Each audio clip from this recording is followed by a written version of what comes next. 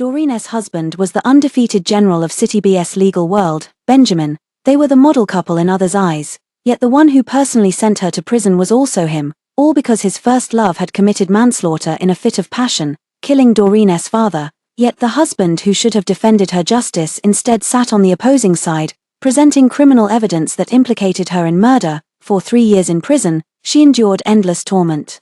He left her with nothing but a single "I'm sorry" and a promise to wait. Hello, everyone. Welcome to my channel. Subscribe us to read wonderful novels every day. Now the story begins. Number 3527. After you're out, be a good person. The prison's iron gate slowly opened. A black sedan had been waiting by the roadside for quite some time, but the person who stepped out of the car wasn't Doreen's husband, it was his assistant, sister-in-law. Benjamin has something going on.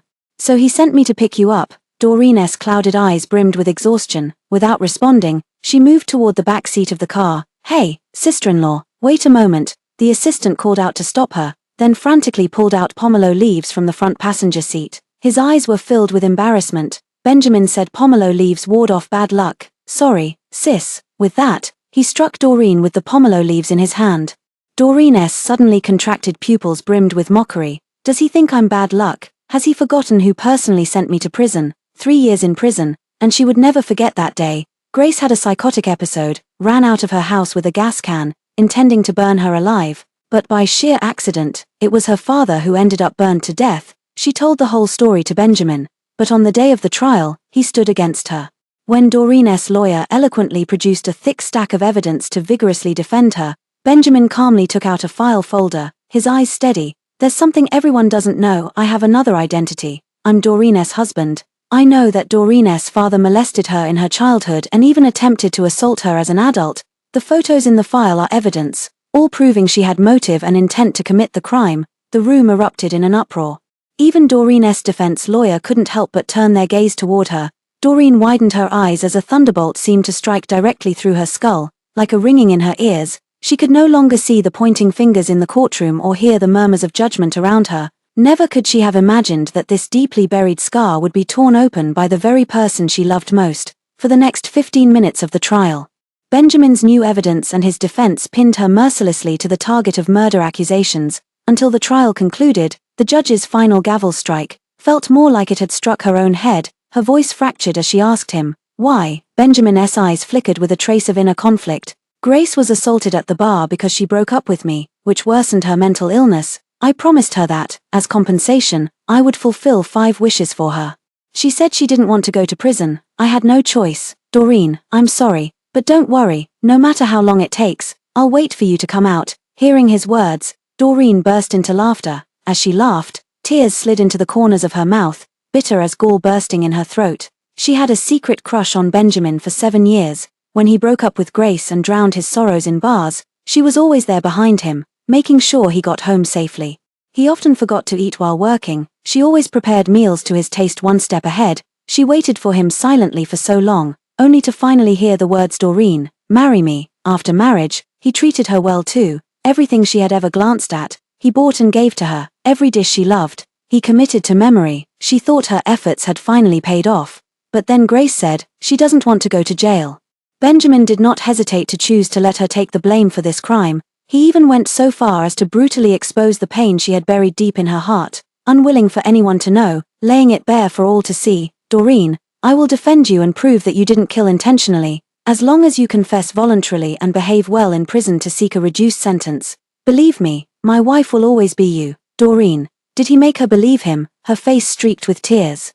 She smiled at the man across from her. Sister-in-law, we're here. The memory came to an abrupt end. Doreen blinked her sore, swollen eyes calmly. How long had it been since she last shed tears? Her tears had long since dried up completely in prison. The doctor said she would never shed another tear in her lifetime. Doreen gazed silently at the unfamiliar street before her, then at the luxurious restaurant by the roadside. The car door suddenly swung open from outside. Benjamin appeared before her with a beaming smile. Doreen, hurry and get out. Grace prepared a special celebration just for you. We're only missing you now. Benjamin remained exactly as she remembered him, his eyes brimmed with spring-like warmth, radiating even more confidence and pride. Doreen felt her eyelashes tremble slightly as she watched his slender hand rest on her shoulder. Before she could push him away, a sudden noise came from across the room. Doreen, you're here. Grace. The moment the voice sounded, the hand resting on her shoulder quietly withdrew. Doreen remained silent, the atmosphere frozen. Grace, with red-rimmed eyes, stepped forward to take her hand. Doreen, everything that happened before was my fault. I sincerely want to apologize to you. Benjamin, seeing her tears, he couldn't help but speak up to explain. Grace has been selecting restaurants and decorating the venue since early morning to celebrate your release. Working non-stop without even eating, she genuinely wants to apologize to you.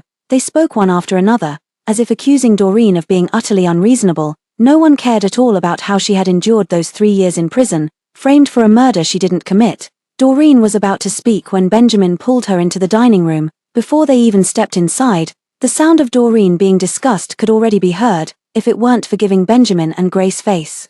I wouldn't be here eating, celebrating a murderer. Celebrating what? Celebrating her killing someone. Exactly. I've told Benjamin before, who knows how someone from such humble origins was raised. With that kind of background, she's definitely not pure. Speaking of her being unclean, I heard the reason she killed her father was because he tried to rape her. She was molested as a child, and when he tried to go all the way as she grew up, it didn't end well, really. With that kind of background, Benjamin actually took a liking to her. Compared to Grace, she's way worse, isn't she? Back when he was with Grace, if it weren't for Benjamin's parents objecting, they would have probably had kids by now. Hearing these words, Benjamin's expression immediately darkened. He instinctively held Doreen tightly in his arms, his palm pressed firmly against her ear. It was a conditioned reflex, deeply imprinted in Benjamin's mind.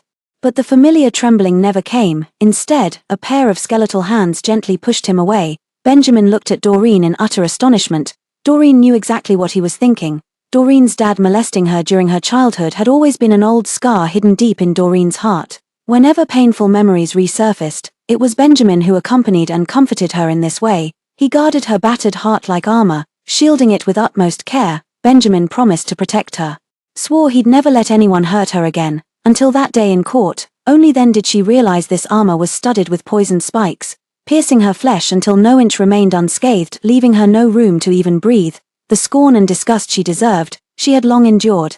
Doreen no longer needed the armor thrown by him, the instigator. Benjamin felt a sudden tightness in his chest, an indescribable feeling weighed heavily on him, making him miserable.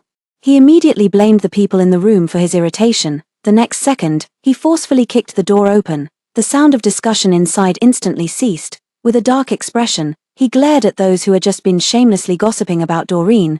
Doreen is my wife. Everything she's been through wasn't by her choice. If any of you have issues with her, come at me instead. I won't force those who don't want to, but there's no need for two-faced behavior. The seated crowd immediately fell into an awkward silence, exchanging uneasy glances. Grace, seeing Benjamin's expression, couldn't hide a flash of jealousy and resentment in her eyes. Yet the next moment, she put on a wounded expression and walked over to Doreen with a glass of wine. She drained the wine glass in one gulp. The remaining glass was placed before Doreen. It's all my fault. I only wanted everyone to be happy. Doreen, I formally apologize to you here. Can you forgive me? Doreen pushed the glass away coldly. Someone nearby immediately voiced their indignation. What's she being so arrogant about? Grace has already humbled herself to apologize. What more does she want? Exactly. We didn't come today to watch Grace get humiliated. What was Benjamin thinking? Grace sacrificed her reputation to stand by him for 3 years, and he doesn't even know how to be grateful. Benjamin clenched his jaw, glancing at the aggrieved Grace across from him. Then at Doreen beside him. Finally, slender fingers took Grace's wine glass held midair and brought it before Doreen's eyes. Doreen, be good now, don't make a spectacle of yourself. Doreen couldn't help but laugh inwardly. Make a spectacle? Whose joke are you laughing at? Grace's. Yet she still refused to take it. Benjamin gazed at her with dark eyes, leaning close to her ear as he spoke softly. It's been a long time since you visited your grandmother. Doreen, be good. Don't make Grace lose face. Drink this glass of wine, and I'll take you to see your grandmother. Grandma. Doreen's eyes finally showed a ripple of emotion. Watching the swaying liquor before her, she could already taste a metallic tang rising in her throat. Without further hesitation, she snatched the glass and downed it in one gulp. The atmosphere eased accordingly, but then those people suddenly started to jeer, taking turns to toast her. Doreen instinctively turned to look at Benjamin. He simply nodded at her, signaling her to drink it all. Under the table, Doreen's hand trembled as she clutched her pants tightly. Her fingertips were pale from the force, her face an unnatural white. Yet all these changes in her, Benjamin never noticed. He was busy peeling shrimp for Grace to eat. Instead, Grace kept glancing at her with mischievous amusement in her eyes. 1 cup, 2 cups, 3 cups. Doreen had lost count of how many drinks she'd been forced to down. The burning pain in her stomach made sweat pour down her face. Doreen, let me toast you again, Grace said with a smile, offering the drink, but her throat tightened, and a mouthful of blood instantly gushed out. Ah, Benjamin immediately shielded Grace, and the blood splattered onto his white shirt. Doreen's eyes were tightly shut, and her body uncontrollably fell backward. Doreen, when she woke up again, Doreen had already been admitted to the hospital. The dazzling lights shone on her eyelids. Benjamin had no idea how long he'd been sitting beside her. Seeing her regain consciousness, his eyes filled with icy coldness. You'd go to such lengths just to avoid drinking. Doreen, when did you become so calculating, such a good actress? Doreen felt a sudden tightness in her chest. You think I'm faking my illness? These were the first words Doreen spoke after their reunion, yet they made Benjamin frown deeply. This was too far from the soft, gentle voice he remembered. He fell silent, looking at Doreen, who had lost a lot of weight. He had only just realized it when he picked her up. How could she be so thin, light as a feather, without any sense of weight? A sense of guilt sprouted once more in his heart. Benjamin let out a long sigh and sat back down beside her, his warm palm pressed against Doreen's hand, trying to dispel the cold there. Doreen, he said, I've already fulfilled 3 of the 5 promises I made to Grace. There are just 2 left. Once I've kept my word to her, I can finally let go of the past. Then, if you don't want to stay in City B, we'll go abroad. You said you wanted to live somewhere filled with flowers. I'll buy an entire estate and plant it full of blossoms for you. He described it all with joy in his heart. But he didn't notice the empty, pale gaze of the person lying in the hospital bed. Where is my grandmother? Doreen's words interrupted his fantasy. And Benjamin's face showed a hint of surprise. He quickly reacted, and just as he was about to speak, the door was suddenly pushed open with force.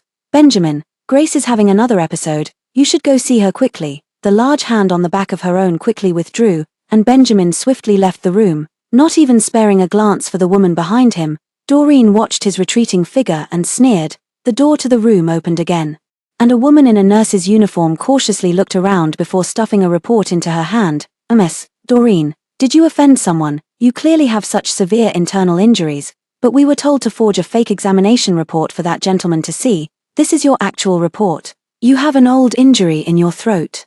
And there's a foreign object in your stomach that needs to be surgically removed and examined. The nurse quickly left after speaking. Doreen stared blankly at the pristine white wall. The injury to her throat was sustained when she first arrived at the prison, forced by a group of people to swallow food containing foreign objects, which then scratched her. That day, she bled profusely. She remembered how her bag had been snatched and her leg slashed in the past. Looking at the wound on her leg, Benjamin's eyes filled with heartache. He held her tightly, apologizing all night long. Ever since then, he would drive from the opposite direction every day to pick her up from work. The journey took 40 minutes, through all 4 seasons, yet he never uttered a single complaint. And now, Doreen glanced at the test results with self-mockery. She had been a fool. To believe in a man's promise of love is to believe in forever. Doreen needed surgery, but she couldn't afford the medical expenses and had no choice but to call Benjamin. After all, the money she had earned from her previous job was still in Benjamin's hands. But the moment Benjamin heard the word surgery, he let out a bitter laugh. Doreen, haven't you acted enough? Just a few drinks and you're talking about surgery. I'm already overwhelmed. Can you stop making things worse for me? The phone line filled with static before she heard the same man who just harshly scolded her suddenly soften his tone to comfort Grace. Grace, you're on your period. You shouldn't eat this. Be good now. Listen to me. Even though she had already given up all hope for Benjamin, yet at this moment, Doreen felt as if a coarse rope were twisting around her heart, squeezing out breathless, suffocating pain. She couldn't cry. She could only let out a hideous laugh, until she laughed herself exhausted. Until she could laugh no more. The surgery fees were paid by her former prison mate. Gina, seeing her in such a wretched state, lit a cigarette and placed it between her lips. After a long pause, he scolded her in frustration. Just look at you. How pathetic can you be? What's the point of going back to a man like that after he gets out of prison? Dark circles coiled around her eyes. Doreen stared intently with clouded vision. After a long silence, the corners of her lips twitched faintly. You think I still love him? Otherwise, if I were you, I'd have slapped them long ago and beaten those 2 scumbags to death. Doreen laughed until her eyes crinkled. How could that be? Benjamin ruined her life, nailing her to the pillar of shame to be reviled and scorned. Yet he remained her Mr. Benjamin. Grace had, in these 3 years, become a female lawyer capable of standing shoulder to shoulder with him. Who would have known that they became towering mountains revered by thousands? Standing upon her flesh and blood, she would never forget these humiliations she endured. She would drag Benjamin and Grace down to become the mud beneath everyone's feet. Gina, do you know someone in the household registration office? Gina nodded in stunned confusion. Gina, could you do me one more favor? In a month, help me erase all information related to Doreen. Upon learning that Doreen had indeed undergone surgery, Benjamin rushed to the hospital ward immediately.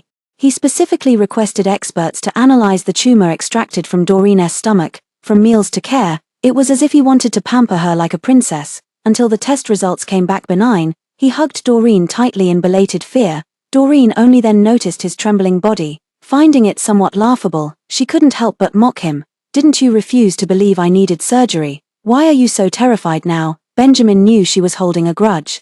He grasped her hands and pressed them to his thin lips, his eyes filled with both worry and inner conflict. Doreen, I've already uncovered who falsified the report. She's Grace's friend, and she did this foolish thing thinking she was standing up for Grace. I've already punished her on your behalf, avenged you. So now, Doreen suddenly raised her eyes to meet his gaze. I want to know, how did you punish her? Benjamin choked back the words that were stuck in his throat. A flash of complexity flickered in his eyes. She'll pay triple the hospitalization fees this time. Compensation for nutrition and nursing care will also be transferred to your account. I've already warned her family she'll be reflecting on her actions for a week. Ha! Doreen curled her lips into a smile at him. Benjamin clenched his jaw and averted his gaze. After all, she's Grace's closest friend. Too harsh a punishment would devastate Grace. Grace. Grace. Benjamin's mouth was full of Grace. Doreen laughed until her body shook, wanting to scream hysterically, but her voice was ruined. She couldn't make a sound. Her desperate fingers dug deep into her flesh. Benjamin wanted to speak up in his own defense, yet I don't know where to begin. After a long silence, as if suddenly remembering, he immediately opened his mouth. Doreen, believe me, just 2 more wishes left. Once I fulfill them, Benjamin, I'm tired, I need rest. She interrupted him. Beneath those calm, unrippled eyes, something seemed to be growing and clamoring, until the door gently closed. Doreen tightly shut her eyes. On the path of chasing Benjamin, she overcame all hardships and obstacles. She once thought that marrying him would be enough. She was the happiest woman in the world, yet reality told her, what doesn't belong to her, she should never touch. On the day she was discharged from the hospital, Benjamin took her home. 3 years later, I stepped in again. Doreen watched as if in another world as the fruits and vegetables she had planted in the yard were replaced by fiery red roses. At the entrance, she couldn't find her old slippers. Instead, there was a new pair of pink Stella Lou slippers. Benjamin stiffened, kicked it aside, then rummaged through the shoe cabinet to find a pair of guest slippers for her. Then, with an awkward expression, he looked at her and said, I thought your old slippers were too worn out, so I replaced them. Haven't had time to buy new ones yet. Doreen lowered her eyes without responding. Old shoes represent old relationships. Benjamin wanted to replace more than just a pair of worn-out slippers. On the living room sofa, several pieces of women's clothing were strewn about. He spoke again, explaining. Grace had an episode a couple of days ago. It was sudden, and a friend brought her here to me. But rest assured, she's staying in the guest room, as if afraid she might misunderstand. Benjamin even specifically took her to see the guest room where Grace was staying. Doreen's indifference instantly flustered him. He embraced Doreen, trying to dispel the unease in his heart. Doreen, I've missed you so much. When I was in prison, you refused to see me. Every night I couldn't sleep. I dreamt you were blaming me. I don't want to bring up those old things again. Doreen forcefully pulled out of his embrace, interrupting him. Benjamin, his fingers trembled slightly as he instinctively tightened his grip on her hand. All right, it's all in the past now. Doreen, she let out a cold laugh, just about to ask about her grandmother when the front door suddenly creaked open. Grace, with practiced ease, she set down her belongings and spotted Benjamin holding Doreen. The envy in her eyes seemingly impossible to conceal. Benjamin, let's go to the mall together to buy Doreen some change of clothes, she said with feigned warmth, draping an arm around Doreen. Benjamin then looked at Doreen as if something had just occurred to him. Your old clothes had been stored for too long. Grace was afraid you wouldn't be able to wear them when you returned, so she threw them away for you. Threw them away. Doreen coldly shook off Grace's arm that was supporting her. Grace seemed to deliberately provoke her, but Doreen simply replied, okay. Just before they left, Doreen excused herself to go to the restroom. She quietly snuck into Benjamin's study and Grace's bedroom. She carefully hid the pinhole cameras. Arriving at the mall, Grace found an excuse to send Benjamin away, then cornered her. She glared at Doreen with venom in her eyes. Doreen, you're really hard to kill, aren't you? But it doesn't matter, I'll make sure you see exactly who Benjamin will choose between us. As soon as she finished speaking, Grace raised her hand and triggered the smoke alarm. Panic immediately erupted in the mall, screams, sounds of people fleeing, the crowd instantly scattered the two of them. Benjamin saw Grace being pushed to the side and, without a second thought, rushed towards her. But just as he was about to look for Doreen, Grace grabbed his arm tightly, her face streaked with tears. She looked at Benjamin with panicked eyes. "Benjamin, I'm so scared." Benjamin frowned deeply but hesitated no longer. He scooped the woman before him into a tight embrace and carried her toward safety. Doreen could only watch helplessly as his figure vanished before her eyes. She could have easily called out to Benjamin, telling him, "I'm here," but she never did. Grace wanted her to see clearly who Benjamin would choose between them. She just found Grace ridiculous. This choice had already been made by Benjamin 3 years ago. What's the point of testing now? Her body was violently shoved by the crowd behind her, sending her crashing to the ground. Those focused solely on survival paid no heed to what lay beneath their feet, whether person or object, as they stepped squarely on her shoulder. Doreen screamed in pain, followed by her head, her feet, her fingers. She couldn't tell what was what. The thin air made her face flush, unable to catch her breath. The churning pain in her stomach numbed her senses, until everything went black, and she completely passed out. Waking up again, I found myself in the hospital once more. Benjamin held a cigarette between his fingers, exhaling smoke towards the window. Doreen was choked into a fit of violent coughing. He quickly pinched out the cigarette between his fingers, as if afraid she would hold him accountable. Benjamin suddenly spoke up first. "Doreen, I was going to turn back to find you. But Grace suddenly had a headache. After all, she's not in good health, and I was afraid something might happen to her. So I planned to send her out first and then come back for you. But, I understand." She forced a smile. How could she not understand? The one who truly needed his explanation was Grace. He already cared deeply for her. She didn't need to prove it to herself over and over again. Seeing her like this, Benjamin found his long-prepared excuses stuck in his throat. "You understand?" "Yes, I understand." She seemed very certain. Benjamin's expression suddenly darkened. For some inexplicable reason, a surge of anger lodged in his chest, neither rising nor subsiding. "I want to see Grandma." Benjamin had finally heard her request, yet it turned out to be such a simple little thing. He thought for a moment before speaking. "Doreen, Grandma had some heart discomfort a couple days ago, but don't worry, I've already arranged for her to get checked out, once you've recovered. I'll arrange for you two to meet." Her ribs were injured, and even breathing was accompanied by intense pain. Upon hearing that her grandmother was ill, Doreen felt her heart suddenly tighten. "Don't worry, it's just a minor issue. I specifically consulted a cardiology specialist. I'll take you to see her as soon as you can stand up." As if to make amends, Benjamin stayed by Doreen's side without leaving for a moment. Yet the very next evening, his phone rang in his pocket. "Benjamin, I do like you, but in terms of who came first, we fell in love first. Is Doreen trying to drive me to my death?" The receiver carried the sobbing voice of Grace. The phone was suddenly hung up. Benjamin grabbed his coat without hesitation and headed out the door. Doreen didn't know what had happened, but her intuition told her it was nothing good. She picked up her phone and called Gina again. "Gina, can you do me another favor? Help me find out which hospital my grandma is in." Benjamin returned late at night. Outside, thunder and rain lashed down, and he was soaked to the bone, raindrops dripping onto Doreen's hospital bed. But upon closer inspection, where did this rainwater come from? "It's clearly blood." Doreen's eyes snapped open, and what she saw was his face, shrouded in a dark, heavy aura. "Doreen, why would you do this?" Benjamin's brows were furrowed, his expression dark and gloomy. She frowned, bewildered. "What are you talking about? What, why?" Benjamin swiftly pulled out his phone from his pocket and slammed it onto her hand. She winced in pain, her brows furrowed, and her eyes darted to the photos on the phone. Those photos were taken years ago, when Grace was picked up at a hotel. Beautiful female lawyer drunkenly picked up and assaulted. The bold, red headline was prominently displayed. Someone else exposed her as a shameless and despicable homewrecker. All sorts of vile and offensive words flooded the comment section. "I've already asked the reporter who broke this news, and he explicitly stated that a woman named Doreen contacted him, asking for no payment, with the sole purpose of destroying Grace. The evidence is conclusive. Doreen, what else do you have to explain?" She looked up and met his bloodshot eyes. "It wasn't me, I didn't do it." Slap. A loud slap suddenly echoed through the room. "Doreen, how could you become so vicious? Grace killed herself by slitting her wrists because of you. Doreen, this matter won't end here." Benjamin turned and left without looking back. She slowly shifted her numb, stiff body, gazing at the long-gone figure that had already disappeared. In my mind, I recalled the vows they had exchanged during their wedding: loyalty, trust, care, Benjamin, which of these have you actually kept? Soon, Doreen would find out.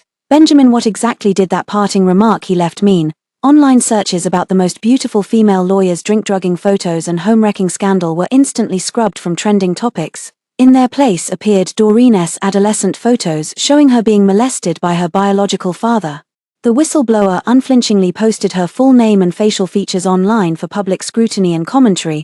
They even portrayed her as a jealous married woman, using the freedom of speech as a tool for online violence to retaliate against her husband's ex-girlfriend. How vile, just to compete for favor. She exposed photos of someone else's suffering. She's hardly spotless herself. Exactly, like father like daughter, her dad's so disgusting. She's definitely the same, who knows? Maybe she even enjoys it. Look at her chest, she already had D cups when she was so young. Probably got that way from being groped by some lover in secret. Countless filthy, humiliating words flooded into Doreen's vision. She suddenly clamped her phone shut, clutching her head tightly with both hands. The nightmares of the past seemed ready to break through the already loosened seal. No matter how desperately she struggled, someone would always smother her with memories of the past, leaving her unable to breathe. Doreen, breathe, Doreen. Get a plastic bag, hurry. Her mind went blank, the noise in her ears unceasing, until something was slipped over her head. 1, 2, 3. Colors gradually returned to her vision. Benjamin appeared before her once again, but before he could say anything, he was called away by Grace again. Doreen only heard a voice as he was leaving. The trending topic has been taken down. Doreen, don't let there be a next time. The following days, Benjamin stayed by Grace's side. He accompanied her to see the ocean, accompanied her to admire the moon. They reminisced about past joys together on the mountain. A passerby who happened upon them took photos and posted them online. Not a single person condemned Grace for knowingly being the other woman. In the comments section, everyone was expressing blessings and sighs over their ill-fated romance. Some claimed to be witnesses of their relationship. They mentioned how Benjamin during school days would give gifts to almost the entire class just so he could present one to Grace. Grace casually mentioned a small cake, and without hesitation, he flew to the neighboring city to buy it. That very night, it was delivered right to her doorstep. With these incidents, another wave of people emerged online. They encouraged Benjamin to divorce his toxic wife and marry his first love instead. Grace tirelessly sent these live screenshots to her. Doreen ignored her provocation. This man, she had long since decided to let him go. At night, Doreen opened the software connected to the camera. Never did I expect to accidentally see Grace completely naked. She stood before Benjamin, her eyes glistening with pleading. The fourth wish, Benjamin, touch me. In the video, Benjamin gazed at her with complicated emotions. Grace, this is my fourth wish. Just a touch. Benjamin, don't refuse me. She took Benjamin's hand and guided it toward the softness of her chest. This time, he hesitated but didn't refuse again. Doreen's eyes were filled with mockery. She copied the video and immediately turned off her phone. Gina found the hospital where her grandmother was staying. She was also given contact information to process the cancellation of her identity documents. She had everything prepared and tidied herself up before heading to the hospital where her grandmother was. When she was imprisoned, her only request to Benjamin was not to tell her grandmother back in the rural hometown about these matters. She had grown up relying solely on her grandmother, who remained completely unaware of what her father had done to her. Grandma is old and has a bad heart. She couldn't even imagine how heartbroken Grandma would be if she found out. Doreen's face bore a smile she hadn't shown in a long time. She held flowers in her hand. Her hand just resting on the doorknob of the hospital room. Suddenly, the sound of something shattering came from inside. Take one last look. This is how your granddaughter was molested by her own father. I've got dozens more photos here, so feast your eyes to your heart's content. I heard it was you who personally sent her to her father's side. What do you call that? The root of all evil. Seems like you're pretty damn deserving of death too. Your granddaughter killed the father who molested her, then served 3 years in prison, only recently released. Tell me, what's the point of trash like her still being alive? The front door burst open with a bang. Grace saw her, and the smile on her lips slowly faded. Grandma, Doreen's hoarse voice echoed through the house. The elderly man lay there, his face ashen, with teardrops glistening in his clouded eyes. Her withered hands clutched desperately at the clothes over her chest. Struggling with all her might as she gasped for breath, the heart monitor suddenly emitted a piercing alarm. Grace shrank back fearfully at the sight, her steps faltering with guilt, but in a moment of carelessness, she stepped on the shards of the dishes she had just forcefully smashed. The thin sole of her shoe was pierced, and blood flowed all over the floor. In her terror, she immediately had an attack. Grace, what's wrong? Benjamin suddenly burst in through the main entrance. Seeing her frightened state, he anxiously scooped her up in his arms, his fierce gaze locked onto the emotionally distraught Doreen in the hospital room, who kept crying out, "Grandma, Doreen, how many times have I told you? Why must you keep troubling Grace?" he shouted angrily. Yet Doreen never once cast her gaze upon the two of them from start to finish.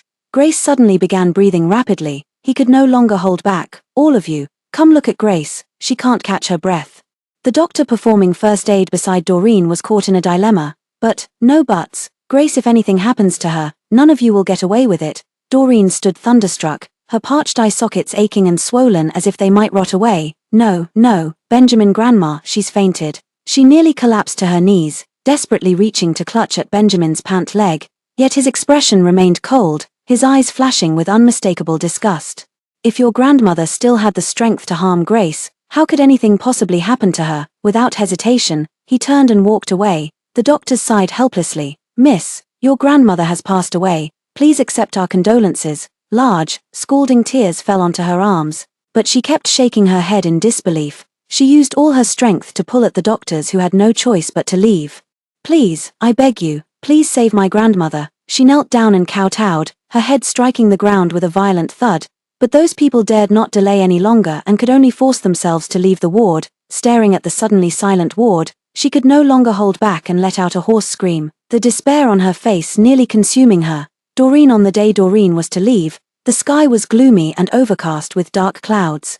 She numbly handled her grandmother's funeral arrangements. Only when she returned home to pack her luggage did she discover that Benjamin, who had been missing for days, was also there. A stack of documents was suddenly placed before her. Benjamin rubbed his temples. This was Grace's last wish. "She wanted to make up for the past, to hold a wedding with me. To make it convincing, we had to fake a divorce first. We just needed to avoid collecting the certificate after the cooling-off period."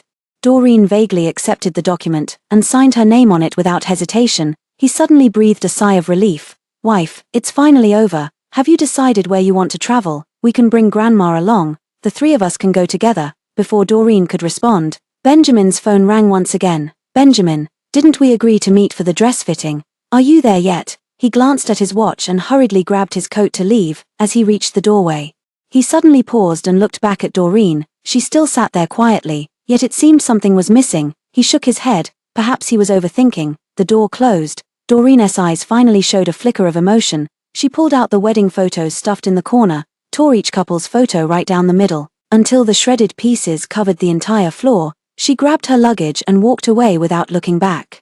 She would give this newlywed couple a wedding gift they would remember for a lifetime. In the following days, Benjamin was busy every day preparing for his wedding with Grace.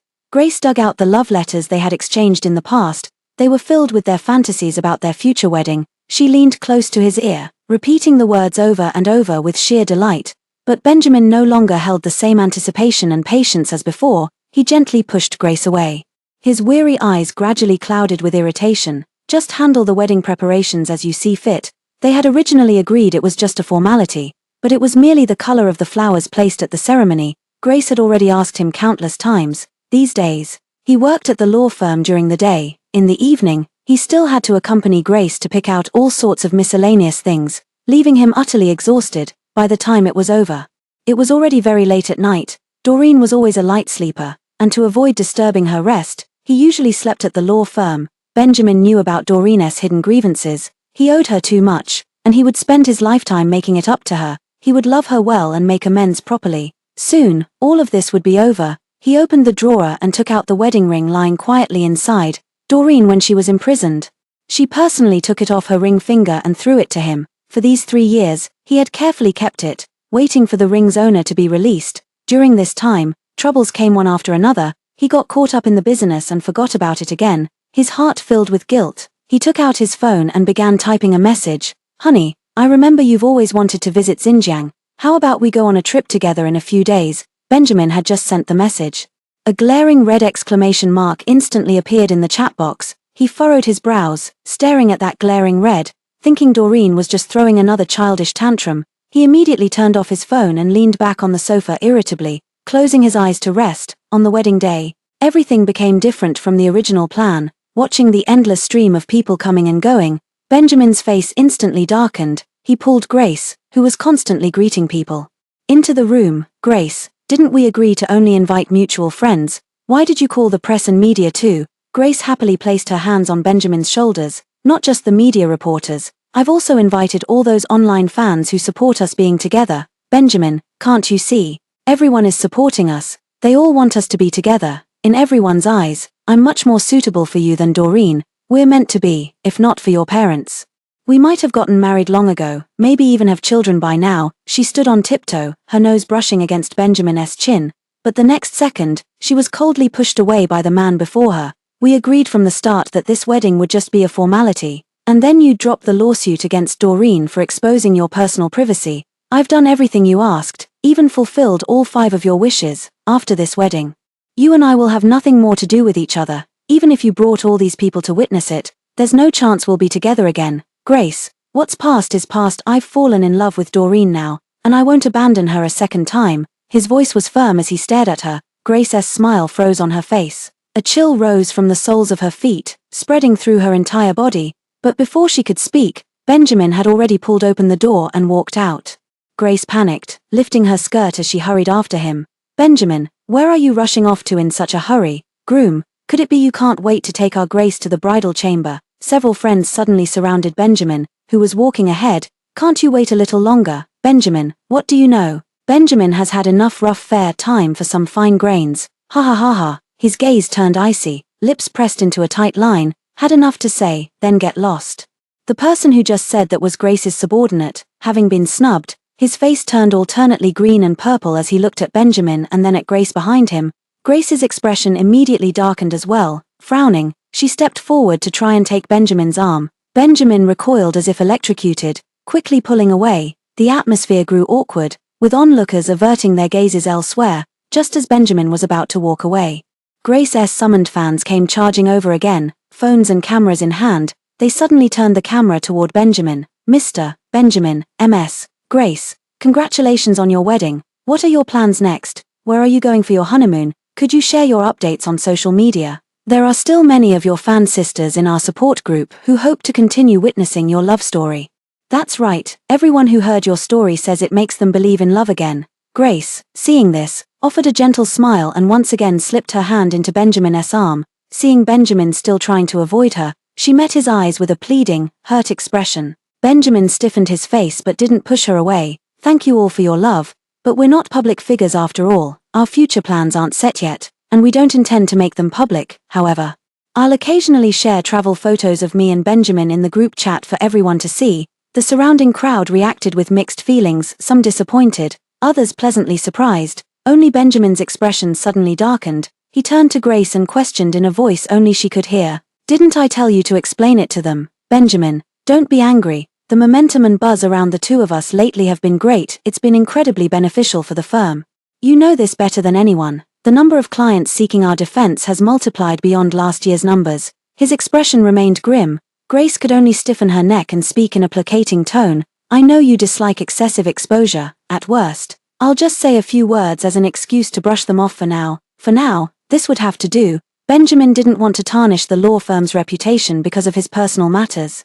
Could only accompany Grace to perform this final act. As the event drew to a close, Grace rose to see off the media and fan friends. The banquet hall doors suddenly swung open. May I ask, which one of you is Benjamin? Benjamin stepped forward in surprise. That's me. There's a package for you. Please sign for it. Benjamin looked at the delivery box with confusion, but before he could take it, Grace snatched it from the courier's hands. No sender's name, just a USB drive. I've got it.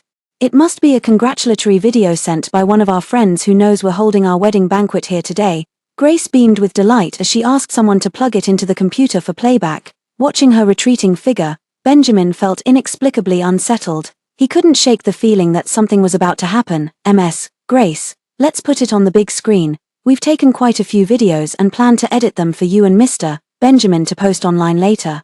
Grace raised an eyebrow and agreed cheerfully. The lights in the banquet hall dimmed. Suddenly, the large screen at the front of the stage came to life with sound. Before anyone could notice anything amiss, a blinding white light appeared before everyone's eyes. So good, feels so good, Benjamin. A familiar voice suddenly rang out. Almost simultaneously, everyone widened their eyes and turned their gazes toward Grace. The scene continued to play, showing her baring her chest and exposing herself, standing before Benjamin, begging for his touch. Benjamin, yes, just like that, Touch me, Benjamin, I love it so much, Benjamin, I'm the only woman truly worthy of you. Back then, to protect me, you framed Doreen for murder, doesn't that say it all? You claim to love Doreen, but if you really did, how could you have treated her like that? Benjamin, don't lie to me, you want to be with me, don't you? Look at you, your mouth is even harder than that thing. Don't touch me. Grace, you know full well I was forced into this. If it weren't for fulfilling your third wish, I would never have sent my own wife to prison. If I didn't feel indebted to you, I wouldn't have made this decision. Now, with just one last wish remaining, we'll have no further ties, and you must stop interfering with my life. Benjamin spoke faster, his hand movements growing increasingly frantic. The woman in the video gasped uncontrollably, caught between agony and ecstasy. Turn it off, shut it off now. A sharp scream from Grace pierced through the banquet hall. Everyone was stunned by the video playing before their eyes. Benjamin watched the absurd scene unfold with his scalp tingling. He could barely tear his gaze away, staring fixedly ahead. That was his home, yet surveillance cameras had been installed. Who was it that installed them? There seemed no need to guess at all. It was Doreen. How could this be? This completely shatters my worldview. They were actually together all along. All that talk about unrequited love was fake, just to deceive us. Benjamin actually sent his own wife to prison for Grace's sake. He's a lawyer. Yet he exploited his wife's trust in him to pull this off. Benjamin trembled all over, rooted to the spot as if his feet had taken root. He wanted to speak up in defense, but his throat seemed clogged by something. After a long while, he stammered pitifully, I didn't do it with her. I didn't betray my wife. How disgusting. You didn't do it. Getting her off with your hands doesn't count. What a hypocrite. If that doesn't count as doing it, then what does? Exactly. I can't believe I ever supported people like you. Makes me sick to my stomach. Just standing here one more second disgusts me. I'm exposing you the moment I get back. Why wait? Expose them now. What a scumbag and a slut. Let everyone see what they're really like. Whoever leaked this must be a saint, probably his poor wife, suffering in silence for over 3 years. Finally, the world gets to see these lovebirds for what they are. The large screen had already been turned off, but the video from earlier had long been captured by someone in its entirety. One of the girls was about to operate her phone when a figure suddenly lunged at her, with a loud crack. The phone was smashed to the ground. Grace glared ferociously at everyone present. No filming. No one is allowed to film. This is a doctored video. All fake. Someone is deliberately framing me. And what do you lowlifes know? Benjamin and I are meant to be. We are each other's true love. It's Doreen who interfered. She's the one who ruined our relationship. Grace had an episode. She furiously smashed the vase within her reach. The fiery, vibrant roses were trampled under her feet. They were a rare variety she had meticulously selected over several days and then had airshipped. No one knew how much she valued today, but now, everything was ruined. Everyone was shocked by her like this. Friends quickly distanced themselves from her, while the media and fans took several steps back, capturing every moment of her breakdown and outburst. Dazzled by the camera flashes, she instinctively reached out for Benjamin, only to see his figure already disappearing through the main door. He had simply abandoned her here. Benjamin's footsteps quickened as he no longer cared about maintaining order at the wedding venue. Doreen wasn't answering her phone, and his messages went unreplied. His hands gripped the steering wheel tightly, the clammy sweat making him restless all over. There were more red lights on the road than usual. While waiting at a red light, he tried calling again, but still, no one answered. Benjamin inexplicably recalled that day in Doreen's grandmother's hospital room, her eyes, filled with despair, sorrow, and a hint of hatred. His chest felt as if something had forcefully stabbed it, causing intense pain. The phone suddenly rang, and he was overjoyed, thinking it was Doreen calling back. Honey, Mr. Benjamin, MS. Grace is having another episode.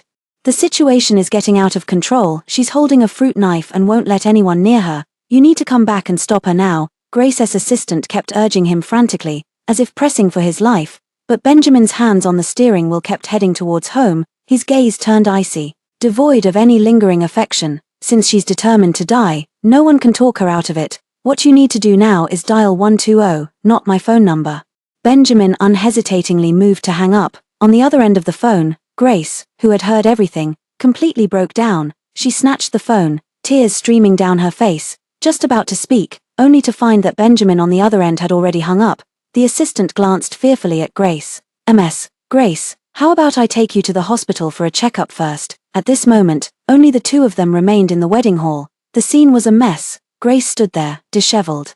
She casually picked up a vase and hurled it forcefully at her assistant's feet. Her eyes burned with hatred and venom. Get out, Benjamin arrived home to find, the first thing that caught his eye was the wedding photo torn into countless fragments on the floor. He stood frozen in place, taking a deep breath only after a long moment before walking over.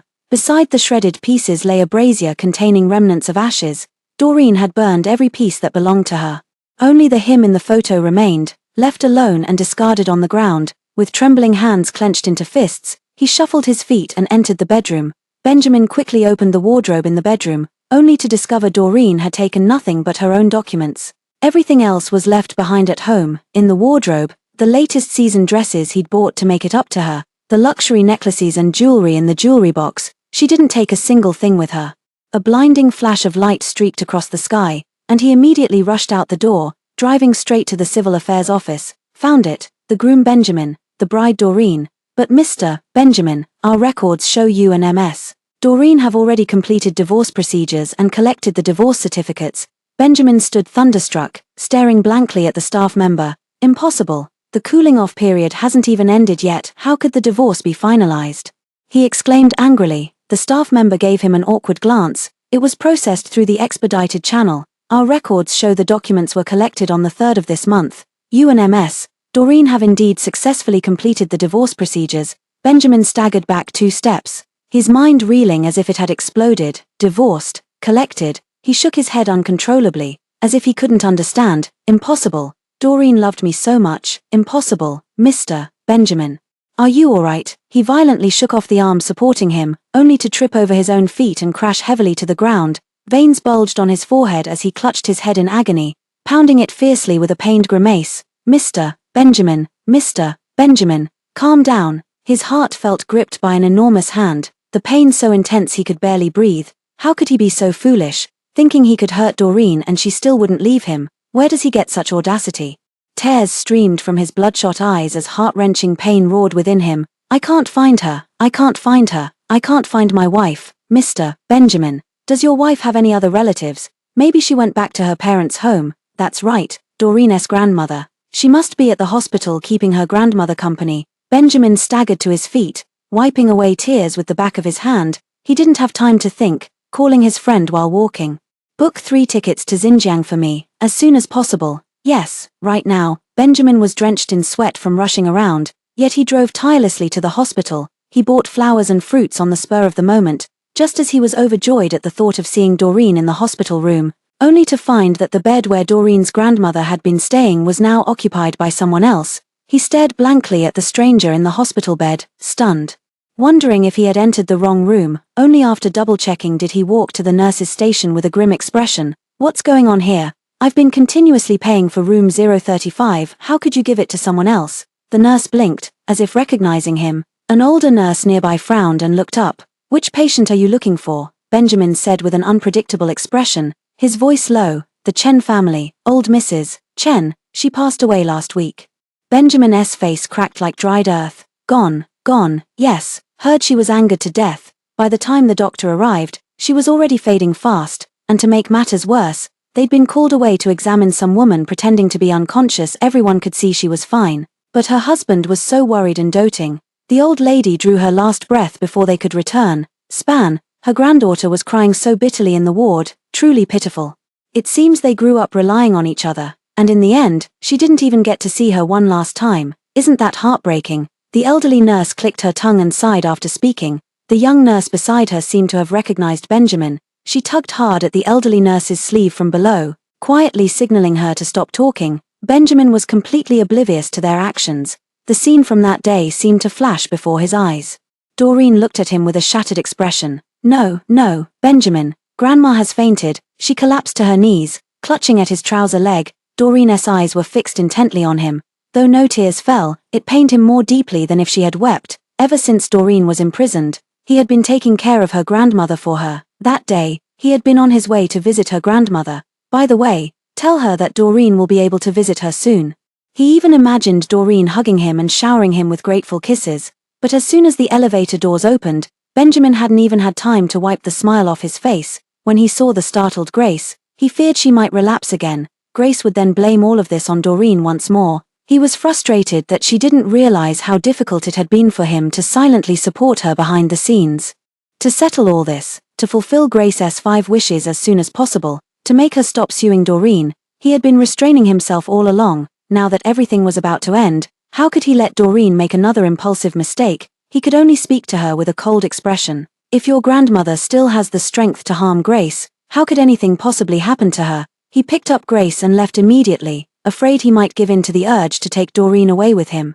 Benjamin turned deathly pale, as if all color had drained from his face in an instant. The dull ache in his heart sharpened into a twisting blade, the pain so intense it stole his breath. He raised a hand and clutched his chest, a sudden coppery taste flooding his throat. Phut! A gush of fresh blood spurted out. Benjamin's body fell heavily backward. In his ears, he heard the shouts of strangers, the clamor of discussion, and the urgent sound of the stretcher cart wheeling him away. But there was one sound he longed to hear, and it wasn't there. Benjamin had been lying in bed for 2 days, completely unaware that the news about him and Grace had already spread like wildfire. What awaited him upon waking were hundreds of missed calls and messages. Mr. Benjamin, you finally answered. What happened between you and MS? Grace at the wedding banquet has been posted online. MS. Grace has been cyberbullied to the point where she doesn't dare leave her house.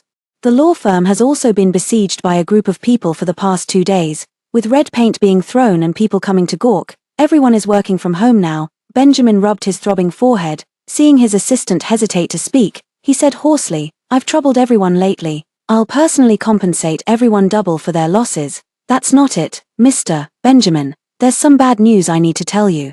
The higher-ups have sent someone to inquire about your situation with MS. Grace, you'll both need to undergo investigation. Benjamin pressed his dry lips together. I'll cooperate with the investigation. His eyes were hollow, and his body felt weak.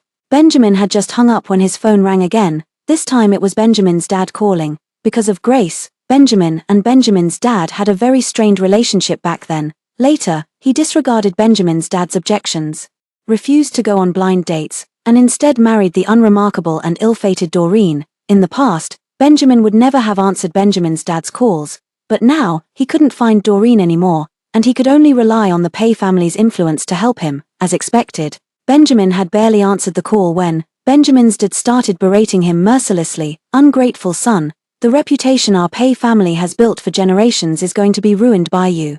Benjamin didn't utter a single word in rebuttal, just listening silently to Benjamin's dad as he scolded him, until he grew tired and heaved a heavy sigh. We'll handle the media for you. The whole thing is just a lunatic causing trouble, and you were merely taken in by a madman's slander. Benjamin, if it weren't for the Pay family name, I wouldn't lift a finger for you. His voice trembled. Dad, Doreen is missing. Please, help me find her. Benjamin's dad stiffened his expression. It was the first time in all these years that Benjamin had called him dad. It was all for a woman. After what felt like an eternity, Benjamin finally heard the voice on the phone again. Doreen's household registration information has been completely erased. Benjamin, you're a lawyer, you know perfectly well under what circumstances a person's household registration would be wiped out. In other words, Doreen is most likely dead.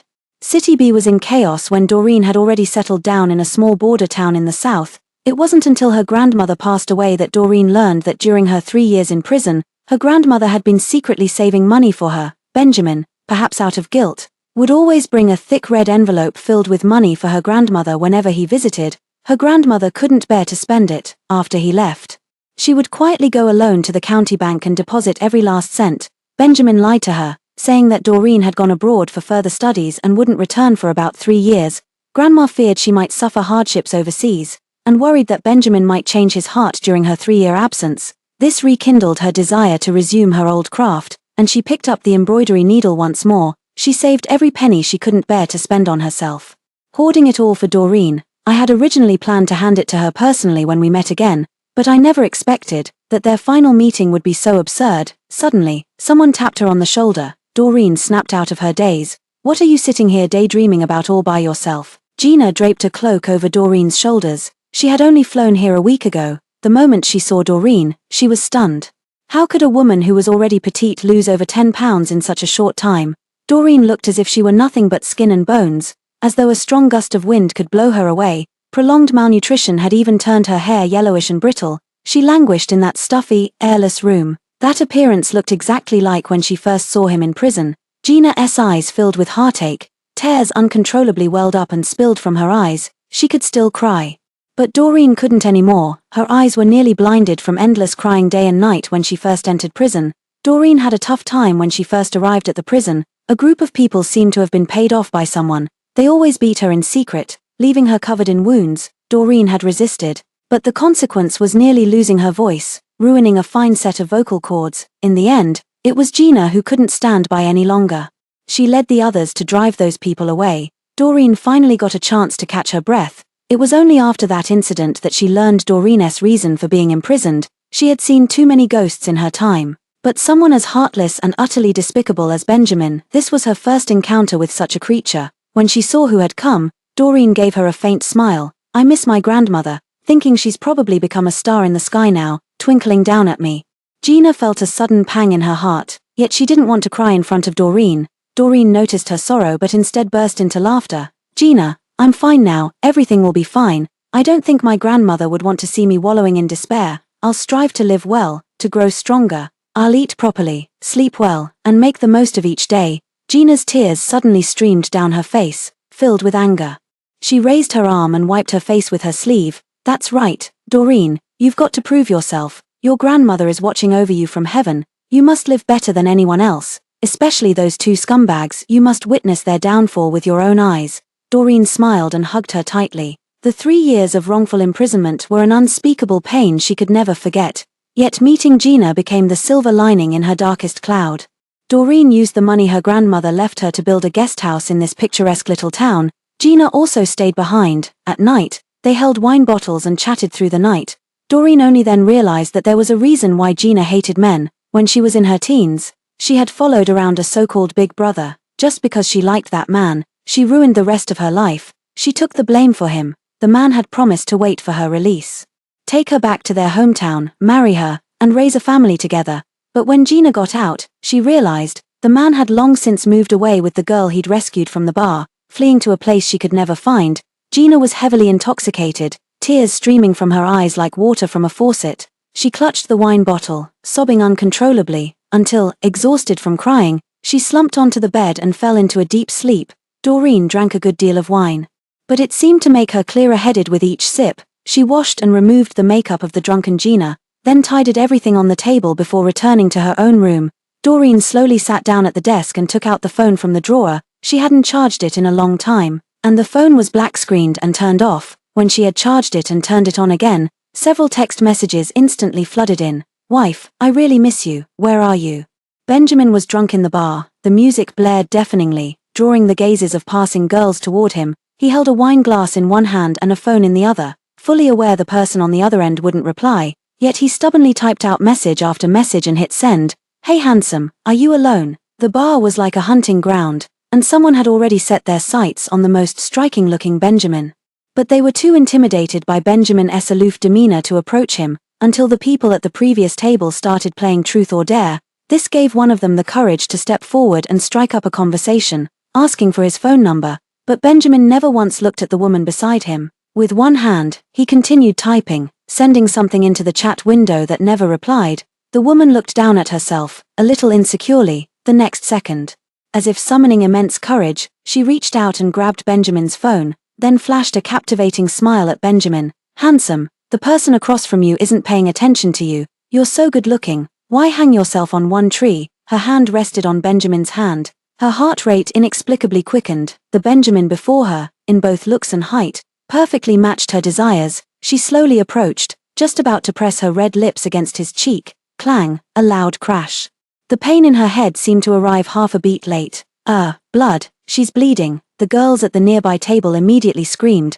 The woman felt dizzy only afterward, touching her head in confusion. Thick, viscous blood coated her hands. Benjamin's fierce gaze was fixed on her. "Who gave you permission to touch my hand?" Only his wife is allowed to touch his hand. His wife is quite the jealous type. He can't afford to make her angry, otherwise, Doreen might leave him. Benjamin staggered as he tried to leave, only to be yanked back from behind. "You psycho, go die already." A dark figure flashed past with a whoosh. The chair that man lifted came crashing down hard on his head.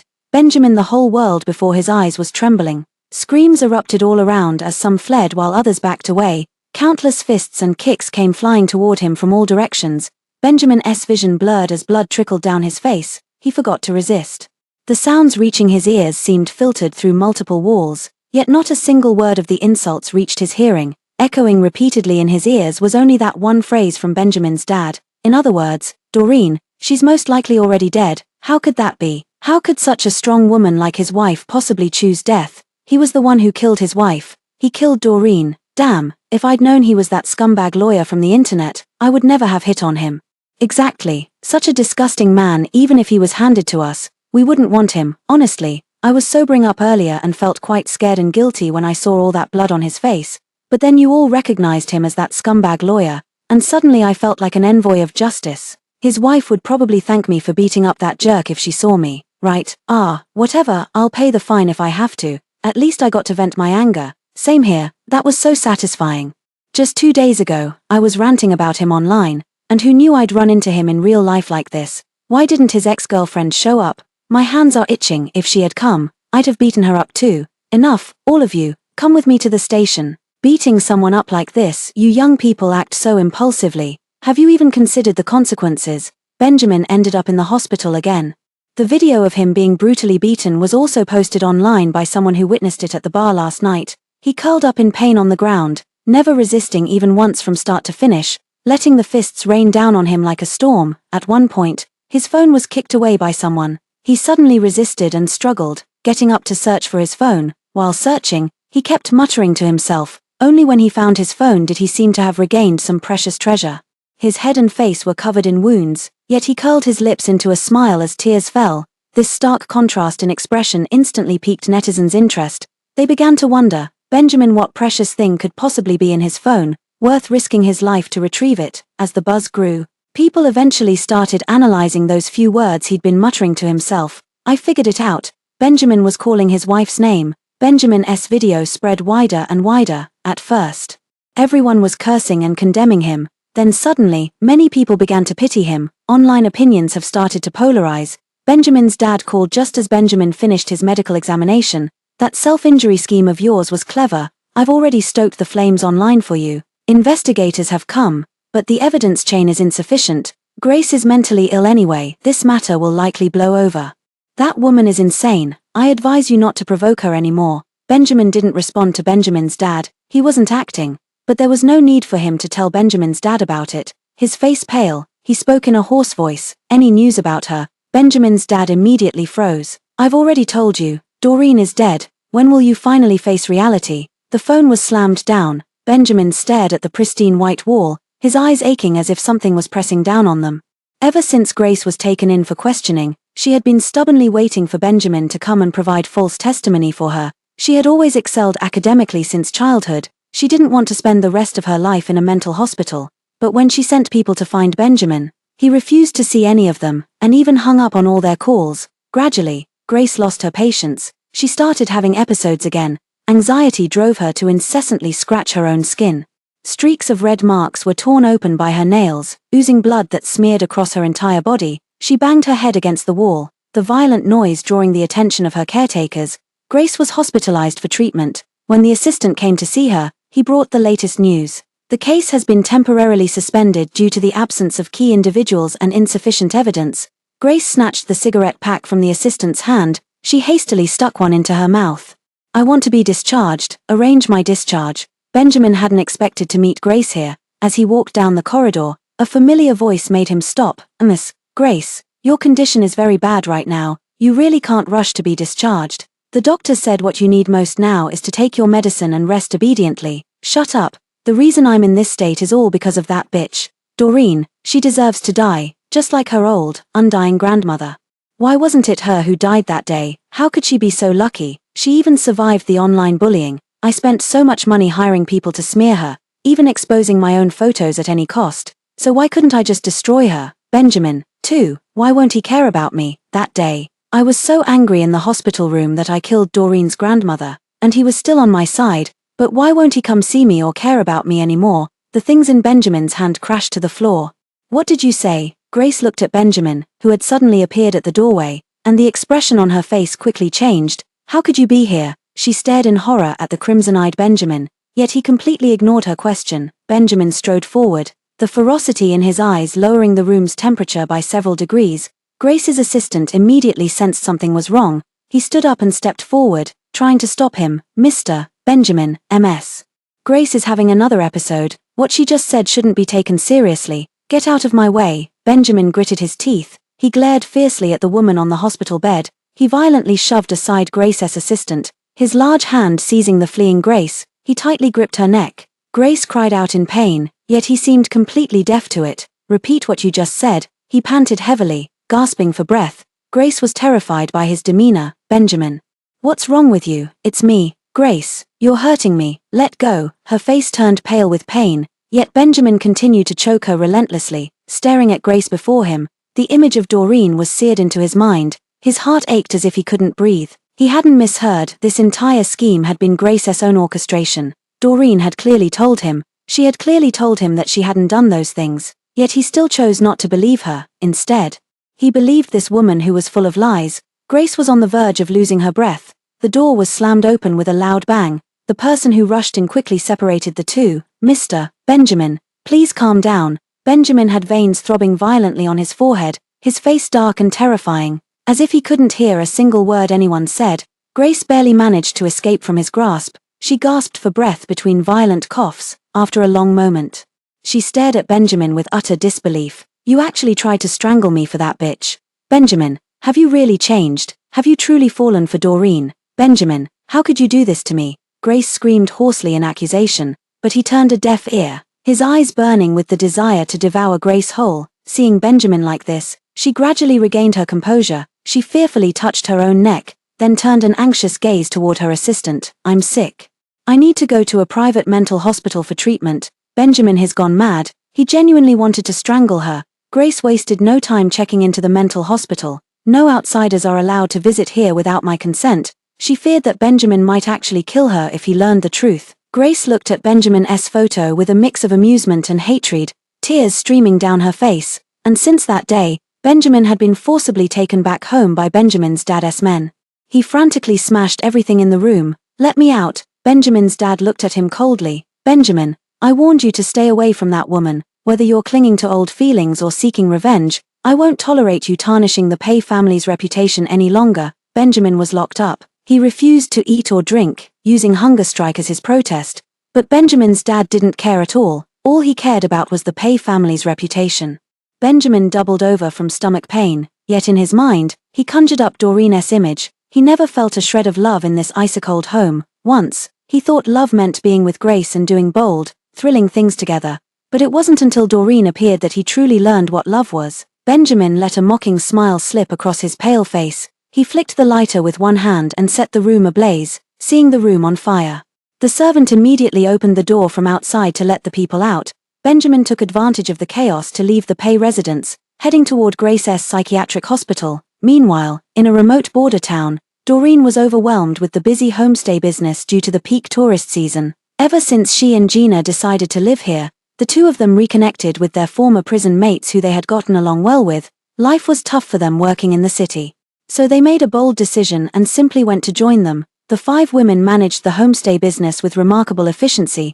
Gina was eloquent and well-suited for greeting and entertaining guests. Doreen is meticulous and diligent, well-suited for managing accounts and handling aftermath.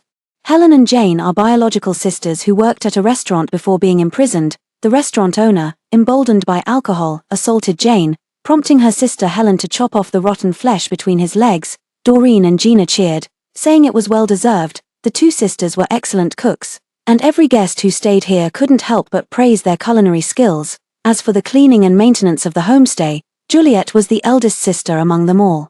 When she was very young, she was sold by her parents simply because she was a girl. Juliet married a cripple, but the cripple was a compulsive gambler who sold her again to pay off his debts. Her life was as fragile as duckweed, repeatedly sold off by the only man she could rely on. In the end, she plunged into despair and followed others into the trade, becoming a working girl. Each of them carried their own private sorrows, yet here, they supported and leaned on each other like family.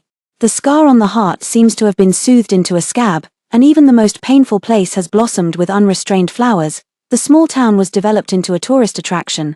Doreen was too busy every day to dwell on the past, but not thinking about it didn't mean she wasn't paying attention. She knew it was difficult to determine whether Grace had committed intentional homicide back then, not just because Grace was a psychiatric patient, but also because, apart from that video, there were no other eyewitnesses left. Yet she never expected that Grace would have the audacity to distort the truth online and play the victim card.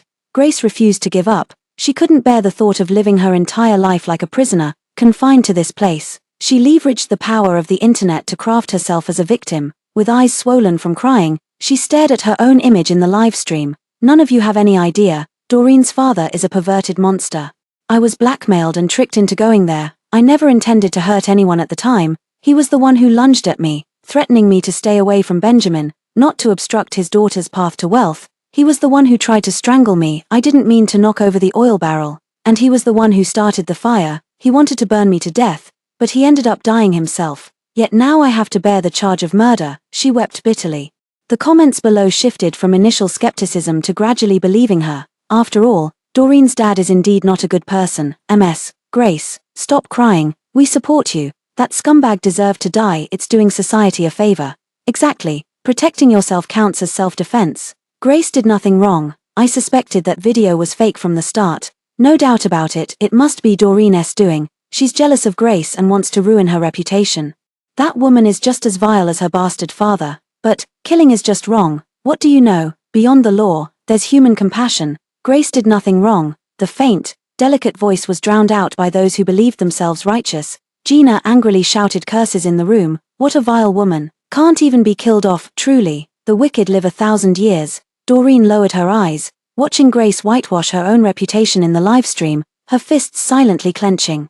3 years of imprisonment. She loathed Grace, but despised Benjamin even more. But for now, she could only wait a little longer. She turned off her phone screen and casually patted Gina's shoulder.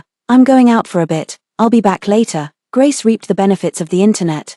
Watching her continuously growing fanbase, she was overjoyed, watching those fools, one after another, rushing to her private messages to leave comments, to comfort and encourage her, reading those messages. She couldn't help but laugh with delight. Little did she know, real danger was slowly creeping toward her. Benjamin closed his phone with a dark, terrifying expression. He watched the entire live broadcast. He hadn't expected Grace to dare to slander Doreen like that. He had truly underestimated her before. Did she think she could escape by hiding in a mental hospital? Benjamin made a phone call and casually said a few words. Soon there was a reply from the other end, with a cold expression. He walked into Grace's psychiatric hospital. The food at the psychiatric hospital wasn't very good. She angrily threw down her bowl and chopsticks. Looking at the food on the floor, she immediately felt a surge of anger. She pulled out her phone and called her assistant. I told you to order from a 5-star hotel. Why are you so inefficient? I get it. You must think I'm down and out now, and you want to kick me while I'm down, don't you? The assistant held the phone away. Her face twisted in annoyance as she furrowed her brows. Miss Grace, how could this be? You only told me last night, but the restaurant you specifically requested requires advance reservations. I've already pulled strings to expedite it for you, but you'll have to bear with it for one more day. It won't be available until tomorrow. I don't want to hear any of this. Let me tell you, anyone else can step on me, but not you. She disdainfully pressed the speakerphone button. Have you forgotten who saved you when you were caught fabricating evidence for a client? It was me. If it weren't for me, with your mediocre skills, do you think you could have gotten into the best law firm in all of City B? Once you're my dog, you'll be my dog for life. If I tell you to go east, you don't dare go west. How dare you say no to me? The other end of the phone was filled with long-suppressed heavy breathing. Grace was about to speak again. A sudden cold laugh came through. Grace, in your eyes, is everyone except Benjamin just dogs who must obey you? What a pity. Benjamin doesn't even want to look at you now. Grace's expression instantly cracked. She glared at her phone screen through gritted teeth. What did you say? I said, Benjamin finds you disgusting and looks down on you. Actually, it's not just Mr. Benjamin, who in the law firm has ever thought highly of you. You only got by riding on Benjamin's coattails before. Your ability, oh wait, do you even have any? What you do have is asking me to find people to teach your love rival a lesson in prison. Tell me, if Benjamin found out his wife didn't have an easy time during those 3 years in jail, found out you secretly had people beat Doreen, force her to swallow food mixed with glass shards, and dislocated her arm, Grace, are you still alive? The phone was abruptly hung up with a click, but Grace had no time to curse the person on the other end of the line, trembling with fear. Her legs weak, she stared at the man who had suddenly appeared before her. Benjamin. Benjamin listened intently to every word Grace said on the phone. His entire body trembled uncontrollably with rage.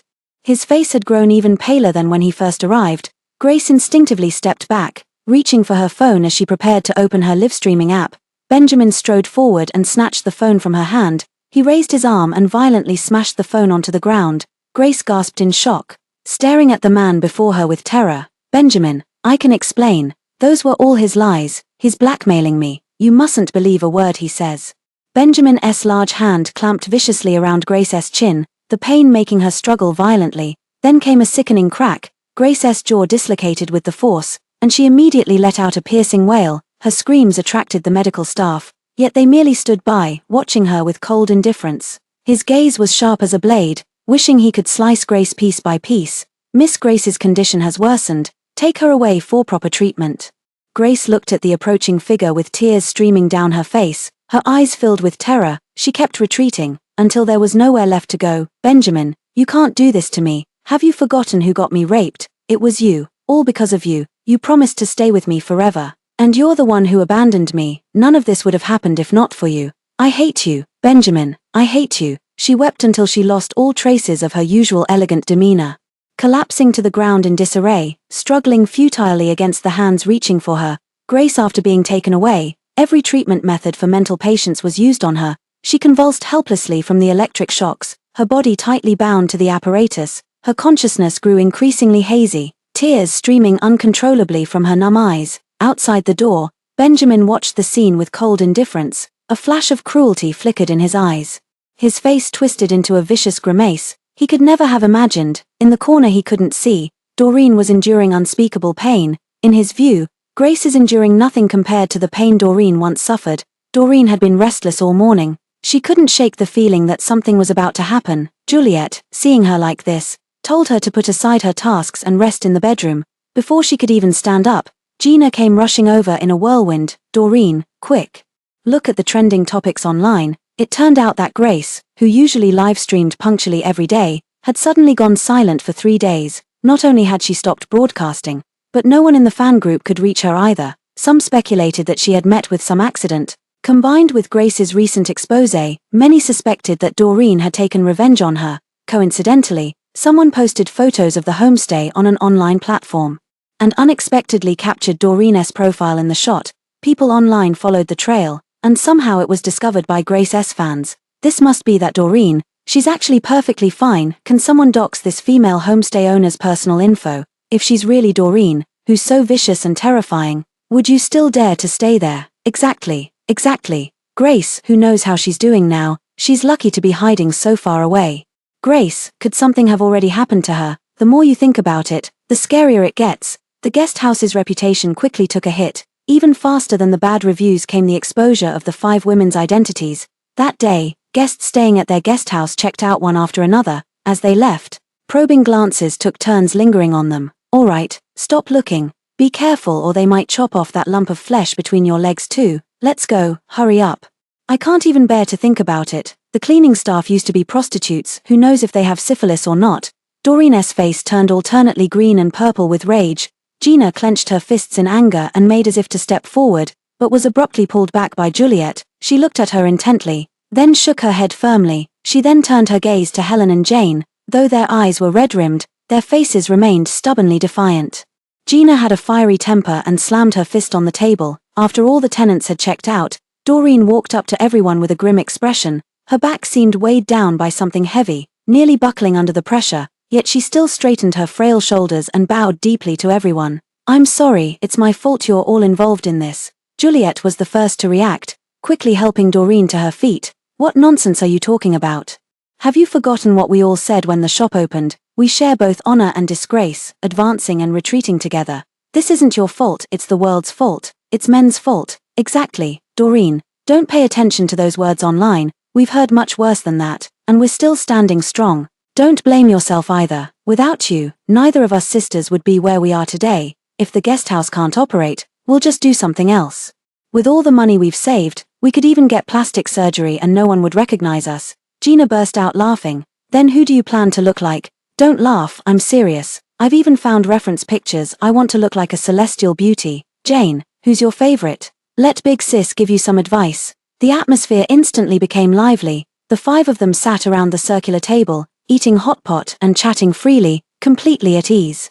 The sisters were the first to get drunk, followed by Gina. Juliet took care of them, Doreen took her phone and went outside the courtyard. She dialed the number across the line once more. Originally, she hadn't held much hope, but when the call connected, a deep voice spoke up first from the other end. "I'll testify for you." Doreen was taken aback, then felt her eyes sting with gratitude.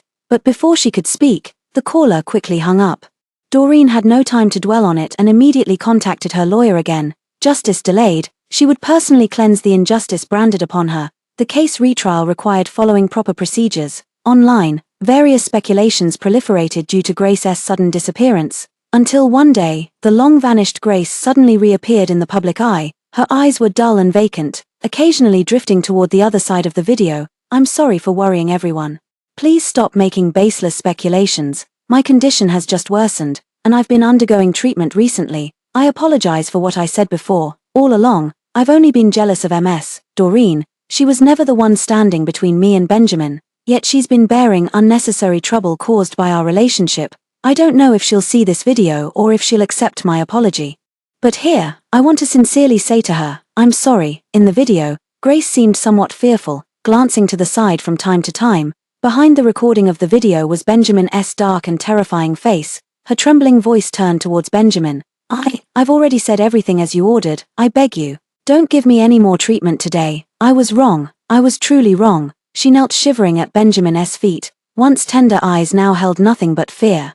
Yet Benjamin's gaze upon her was filled only with disgust and revulsion. "Grace, I never agreed to this. You're the one who demanded compensation."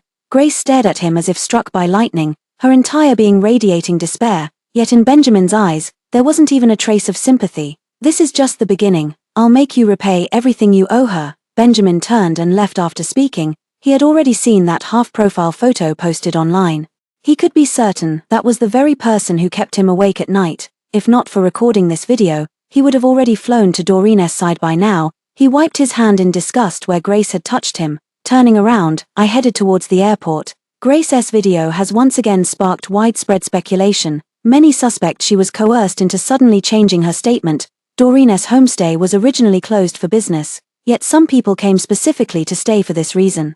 They pointed their cameras at several women in the guest house, describing the guest house as a women's prison outside high walls. They made special trips to visit and take photos. Gina was so angry she wanted to chase them out with a broom, but Doreen reached out to stop her. "We're running a business here, we can't keep turning people away." After some discussion, they decided to face the challenge head-on. No matter how tough things got, it couldn't be worse than their past hardships. Until a blogger who came to check in unfortunately rolled down the scenic hillside. It was the sisters passing by who rescued him, then helped him down the mountain with great difficulty and took him to the hospital. Another blogger suddenly had an asthma attack, and it was Doreen and Gina who appeared in time to find asthma medication for her. Someone lost their child, and the mother panicked on the street, crying bitterly. It was Juliet who walked several streets with her before finally bringing the child back. When she knelt before Juliet in tears, she hung her head in shame. She was the guest who checked out that day, the same woman who feared this homestay might have syphilis. Doreen they continued to live their lives undaunted by the rumors and slander. Then one day, their homestay unexpectedly topped the trending searches again. But this time, the screen wasn't flooded with curses. The bold headline carried words that were brief yet struck straight to the heart. Have you ever truly tried to understand someone, not just by listening, but from the heart? A 5-minute video, it's how others see them. There are elderly people who've lived with them for years, unable to go online to defend them. There are impoverished children they quietly supported, whose eyes sparkle with starlight when mentioning them. There are also influencers they helped, filled with remorse and apologies.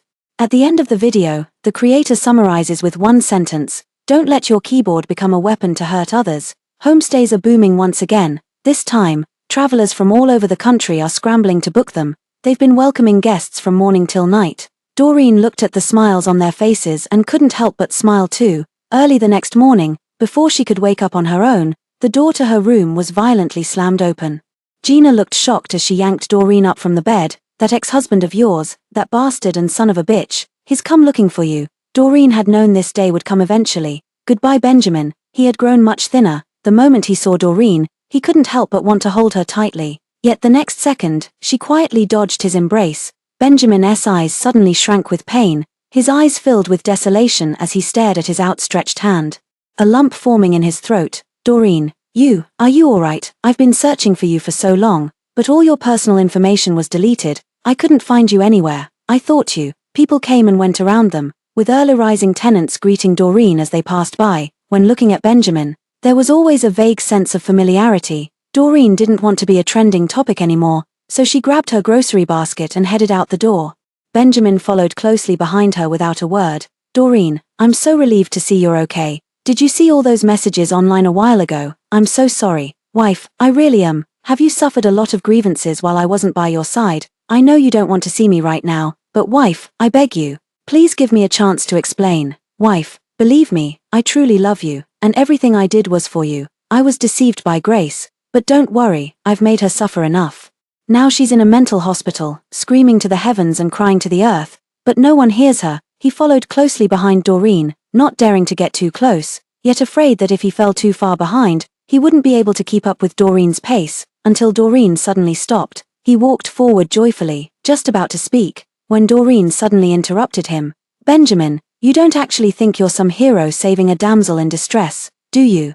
Have you forgotten who caused me to be repeatedly exposed and verbally abused online, and who caused me to suffer so much in prison? The mockery in her eyes seemed to sting his vision. Benjamin, don't forget, it was you who personally sent me to prison. Gazing at the man she had once loved with all her strength, now, she felt nothing but utter disgust. His body stiffened for a moment, his lips trembling as his face paled.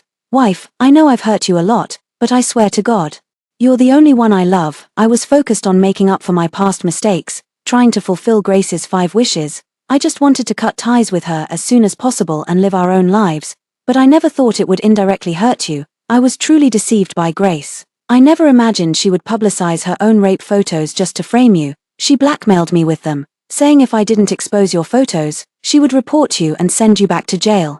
I truly couldn't bear to send you back in there again. He could never endure that kind of pain a second time. He looked pained, not like he was acting, but Doreen's eyes never showed any sympathy for him. So, Benjamin, you'd rather believe I'm a woman who stops at nothing to achieve her goals than acknowledge the harm Grace has been inflicting on me all along. You say you love me, but your love is flimsy and laughable. Benjamin's heart bled as if pierced. He swayed slightly, shaking his head in tremors. No, it's not like that, darling. I believe you. How could I not believe you? Give me one more chance. I beg you, let me take proper care of you. I swear before your grandmother's grave. I promised her I would. Slap. Benjamin's face was struck sideways, the searing pain making it impossible to tell whether his heart or his cheek hurt more. Doreen's forehead veins bulged as she glared furiously at the man before her. Benjamin, you have no right to mention my grandmother. I never want to see you again. Get out. Doreen ran back to the guest house, slamming the door shut and barring Benjamin from entering. Benjamin refused to leave without seeing Doreen, his heart unwilling to give up. Gina waved a large broom in front of him, the dust immediately making him cough several times.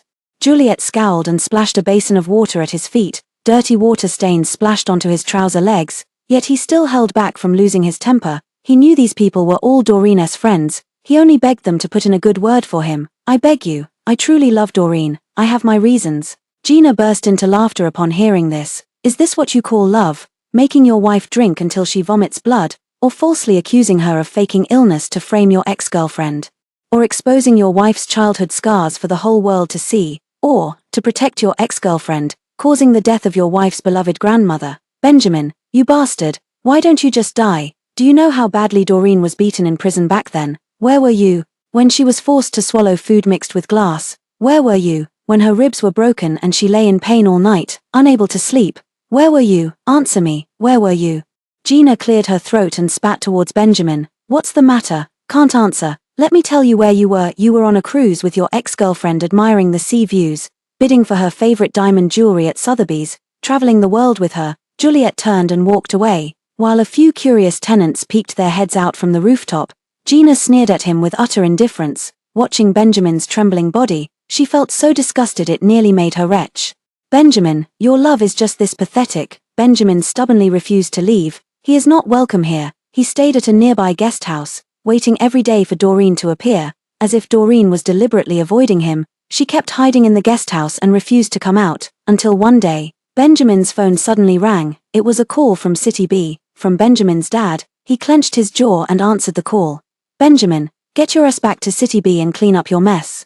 The words had barely left his mouth when the call was abruptly ended. Before Benjamin could even process what was happening, His phone rang again, this time with the City B Police Department requesting his cooperation in an investigation. Only then did Benjamin finally understand everything. Doreen hadn't been avoiding him, she'd already left for City B long before he'd even noticed her absence.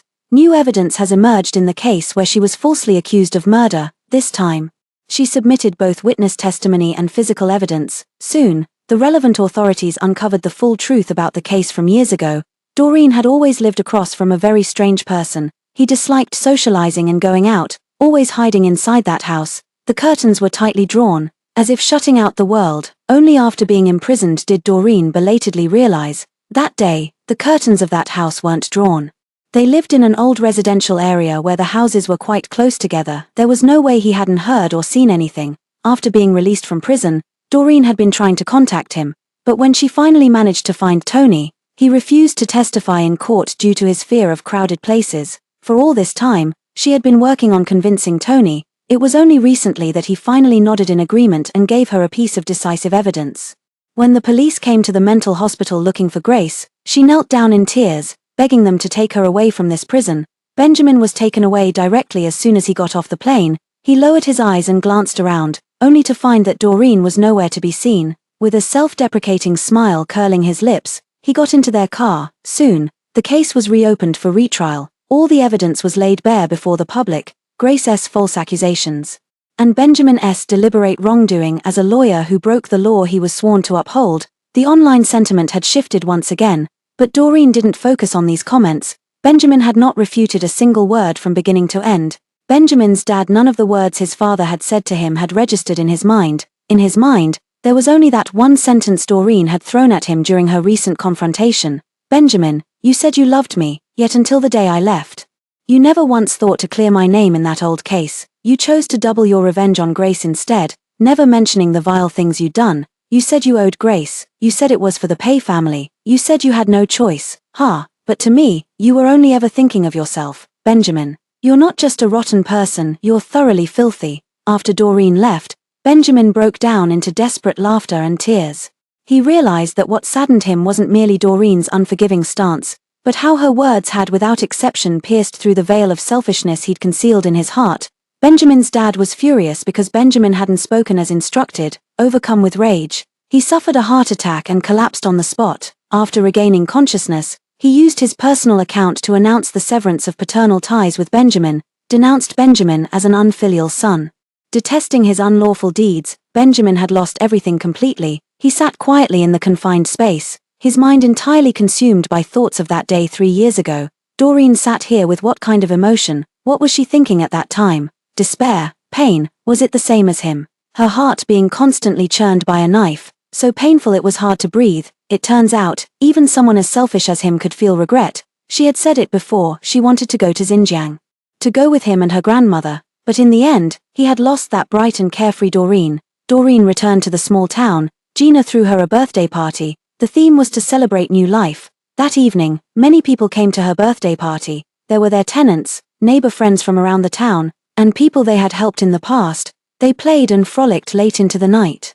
Doreen, before finally lying down on the soft, plush bed, Grace had completely lost her mind under Benjamin's relentless psychological torment. She couldn't answer any questions, yet the only thing she remembered was that she mustn't go to the mental hospital. Yet in the end, she was still sent back to the psychiatric ward. She struggled frantically, her eyes brimming with tears. She kept screaming Benjamin's name, but no longer out of love, she shrieked hoarsely.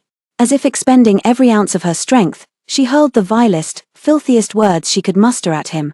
Then he fell heavily. She suffered a shock, developing a lower body stress disorder that left her unable to care for herself in daily life. Not long after, Grace died on a filthy hospital bed.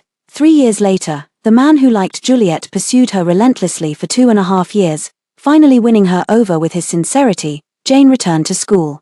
Her old wounds healed by familial love and warmth, becoming confident and radiant once more, Gina became obsessed with cooking and started competing with Helen for kitchen time. But only she and her sisters dared to eat what she cooked. Doreen planted many fruits and vegetables again in the courtyard of the homestay. Passing travelers can enjoy it for free. Their homestay became a must-visit spot for local check-ins. That winter, the town welcomed its first snowfall of the season. Several people ran joyfully through the snow, their laughter ringing in the air. Outside the courtyard, a desolate figure appeared, lonely and forlorn. Only upon hearing that familiar laughter did he seem to feel the warmth within his own body. A thick hat covered his head, attempting to conceal the thinning hair from chemotherapy. He swallowed hard, forcing back the stinging tears in his eyes. He turned away without disturbing the people inside. Doreen, may you be happy, forever happy. The end.